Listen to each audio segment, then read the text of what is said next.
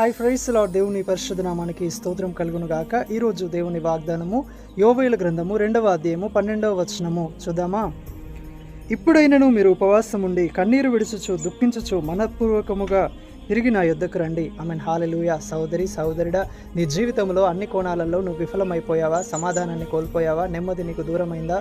కరువైందా? ఈరోజు నీ జీవితంలో సమాధానం కొరకు, నెమ్మది కొరకు, నీ పరిస్థితుల్లో మార్పు కొరకు నువ్వు ప్రయత్నించి నీ జ్ఞానమును, నీ ఎఫర్ట్ అంతా కూడా పెట్టేసి ఇంకా ఎటువంటి ఒక ప్రతిఫలం లేక నువ్వు బాధపడుతున్నావా? అయితే ప్రభు అంటున్నాడు ఏంటంటే, నాకు దూరంగా ఉండి మీరేమీ చేయలేరు, కానీ మీరు ఇక్కడైనను నా యుద్ధకు వచ్చి మీరు ఉపవాసం ఉండి కన్నీరు విడుచచ్చు, దుఃఖించచ్చు, మీ పాపములను ఒప్పుకొని, మీ దోషములను, మీ అపరాధములను నా ఎదుట ఒప్పుకొని, కీడును మీలో నుండి, చెడు కార్యములను మీలో నుండి మీరు విసర్జించి నా వైపు తిరగగలిగితే, ఉపవాసం ఉండి కన్నీరు విడుచచ్చు, దుఃఖించచ్చు, మీరు ప్రార్థించగలిగితే నీ జీవితాన్ని మార్చగల దేవుడని నేను, నీ పరిస్థితులను మార్చగల దేవుడని నేను, నీకు కలిగిన లేమిని, నీకు కలిగిన దారిద్ర్యతను తొలగించి, అసమాధానమైన పరిస్థితులను నీలో నుండి తీసివేసి నెమ్మది గల చోటుకు నేను నిన్ను నడిపించేవాడనై ఉన్నాను.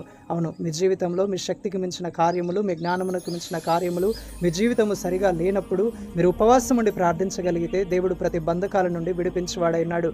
ప్రతి విధమైన పాపపు కట్ల నుండి, ప్రతి విధమైన అపవాది కబంధ హస్తాల్లో నుండి ఆయన విడిపించి స్వాతంత్ర్యమును, క్షేమమును, నెమ్మదిని, సమాధానమును, ఆరోగ్యమును, అన్ని విషయములలో వర్ధిల్లతను కలగజేయవాడై ఉన్నాడు. కాబట్టి ఇకనైనను మీ హృదయమును కఠినపరచుకోక ఉపవాసం ఉండి కన్నీరు విడుచుచు దేవుని వైపు తిరిగి ఆయన మేళ్లను పొందండి. ప్రభువుటి కృప మనందరికీ దయచేయును గాక.